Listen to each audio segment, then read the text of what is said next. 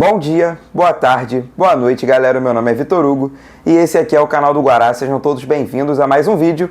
E hoje é o pré-jogo de Fluminense e Cerro Porteño. Na verdade, de Cerro Porteño e Fluminense. O confronto dessa noite acontece lá em Assunção, na capital do Paraguai. Então, sem muito mais enrolação, nesse vídeo aqui você vai encontrar tudo o que você precisa saber do confronto do Fluminense pela terceira rodada da Libertadores da América. Sem enrolar mais, peço para que você já vá deixando o seu like aqui no vídeo, para que você se inscreva aqui no canal do Guará, caso não seja inscrito. Estamos aí com aquela meta ambiciosa de chegar aos 1000 inscritos até o final do ano de 2024, então conto com a inscrição de cada um de vocês. Nós já passamos dos 625 inscritos na contagem regressiva para chegar aos 700, tá bom? Então, sem enrolar mais, vamos embora pro vídeo. Lá no vídeo pré-jogo de estreia contra o Alianza Lima, o João fez um comentário engraçadinho no vídeo. João, que além de inscrito aqui do canal do Guará, tá sempre comentando e apoiando, é um grande amigo. Ele comentou brincando de que o Alianza Lima seria um freguês do Fluminense. Eu respondi que caso o Fluminense vencesse naquela ocasião lá no Alejandro Villanueva, o Alianza Lima poderia sim ser considerado freguês. E dessa vez a gente vai falar sim de um time que é muito freguês do Fluminense. O Fluminense enfrentou o Cerro Porteño por 6 vezes na sua história. São 5 vitórias e um só empate num confronto que aconteceu lá na década de 60, o primeiro dos confrontos. Depois desse empate na década de 60, os clubes se reencontraram 2 vezes em 2 mata-matas diferentes. O primeiro deles na semifinal da Sul-Americana em 2009, o Fluminense passou de fase vencendo os 2 jogos, e o último deles foi na Libertadores de 2021, nas oitavas de final. O Fluminense também passou de fase vencendo os 2 jogos. Lá em La Nueva Ola, o estádio do Cerro Porteño, o Fluminense foi 2 vezes, nas 2 vezes saiu vitorioso. O retrospecto contra o time paraguaio é muito positivo para o lado tricolor.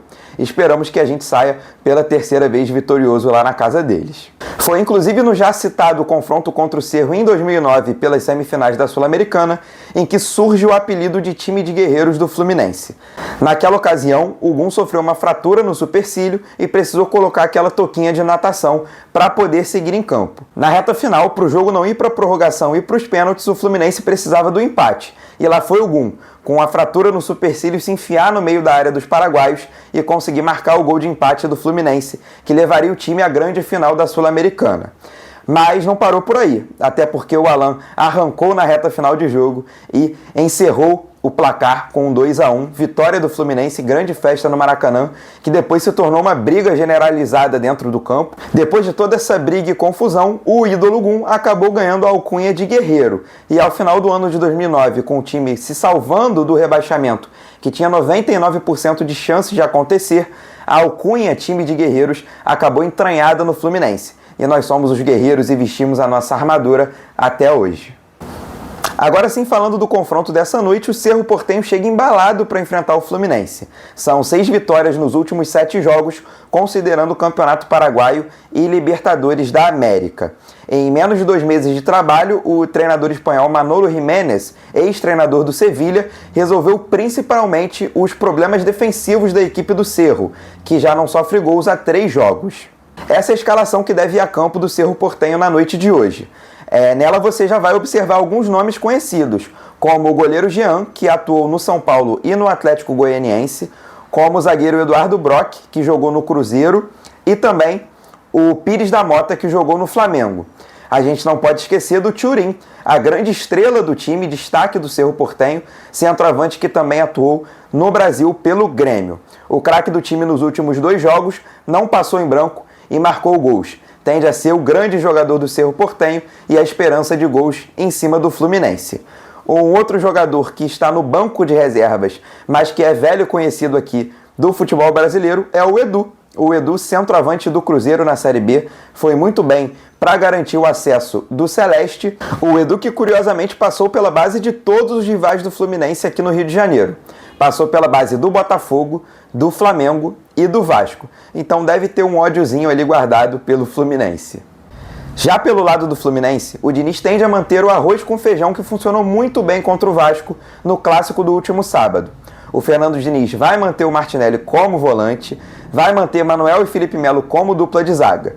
o que é algo muito positivo na minha visão. As novidades do Fluminense não estão nos 11 iniciais, mas sim nos relacionados. O Renato Augusto está de volta após a lesão. O Calegari está relacionado pela primeira vez após a sua volta de empréstimo lá do Los Angeles Galaxy dos Estados Unidos. E o garoto Matheus Reis ganha sua oportunidade na Libertadores da América de vestir a camisa e ser a primeira opção para caso o Germancano tenha que sair do jogo. Lembrando que o Matheus Reis, ele é meio brasileiro, meio mexicano. Isso é algo muito curioso do garoto, que disputa campeonatos pela seleção sub-17 do México. Se você estava sem internet nos últimos dias e não sabe por que eu falei que o Matheus Reis é a única opção do Fluminense caso o Germancano tenha que sair do jogo, é porque, por atos de indisciplina, John Kennedy, Cauã Elias, Arthur e Alexander foram afastados da equipe e não viajaram para os confrontos contra o Cerro Porteño em Assunção e contra o Corinthians lá em São Paulo no domingo. Então, com o Lelê machucado, Cauã Elias e John Kennedy afastados, o garoto Matheus Reis vira opção e vai ganhar uma oportunidade em um confronto de Libertadores da América, pelo menos de estar no banco de reservas. Lembrando que a bola rola na noite de hoje no Paramount Plus. Sim, o Fluminense vai mais uma vez jogar somente para TV fechada, para TV por assinatura. Às 7 horas da noite que a bola rola lá em La Nueva Ola, em Assunção, no Paraguai. E a gente vai estar aqui ligadinho no Paramount Plus para poder assistir o nosso tricolor. Quem comanda o apito na noite de hoje é o uruguaio Stevan Ostovic, um árbitro experiente da Conmebol e que inclusive traz boas lembranças para o Fluminense. Foi o árbitro que apitou a vitória por 5-1 contra o River Plate no Maracanã, aquela grande goleada na Libertadores do ano passado. O uruguaio também esteve no árbitro de vídeo da estreia do Fluminense na Libertadores da América de 2024 contra o Alianza Lima. O Esteban é um árbitro que coleciona polêmicas, principalmente em confrontos de Brasil e Argentina. No confronto do Maracanã, em que volveram a ilusionar e a Argentina foi campeã da Copa América, ele foi muito conivente com a cera dos argentinos e que venceram o confronto por 1-0. A segunda grande polêmica foi no confronto de eliminatórias, um 0-0 lá na Argentina, onde rolou uma cotovelada no rosto do jogador da seleção brasileira, em que ele ficou com o nariz totalmente sangrando. Se eu não me engano, foi no Rafinha. O árbitro, inclusive, foi afastado depois desse jogo por ter considerado um lance normal de não muita intensidade e não ter expulsado o Otamendi. Ele também apitou a final do Mundial de Clubes entre Bayern de Munique e Tigres do México e foi árbitro de vídeo na final da Libertadores de 2019 entre Flamengo e River Plate. A minha consideração final, antes de começar a me despedir, é que esse confronto ganhou uma importância muito maior para o Fluminense, principalmente após o empate em 0-0 de Colo-Colo e Alianza Lima na noite da terça-feira. Esse empate credencia ao Fluminense ser líder isolado do grupo com 3 pontos de diferença para o segundo colocado, caso vença na noite de hoje. Então é importantíssimo entrar com um nível de seriedade lá em cima e vencer o Colo-Colo no Paraguai, voltar com esses 3 pontos na mala e a liderança isolada do grupo na conta. Toda sorte do mundo aos nossos guerreiros na noite de hoje e vitória Fluminense. Eu vou ficando por aqui, agradecendo a cada um de vocês que esteve comigo em mais um vídeo. Vou pedindo para que, caso não tenha deixado lá no início, deixe o seu like, que se inscreva aqui no canal do Guará caso não seja inscrito, lembrando da meta de 1000 inscritos. Conto com a inscrição de cada um de vocês, tá bom? E claro, que você deixe aqui nos comentários o que você está esperando para a noite de hoje, se você acha que o Fluminense vai ter vida fácil ou não contra o Cerro Porteño, todas as suas impressões e expectativas para essa noite, tá bom?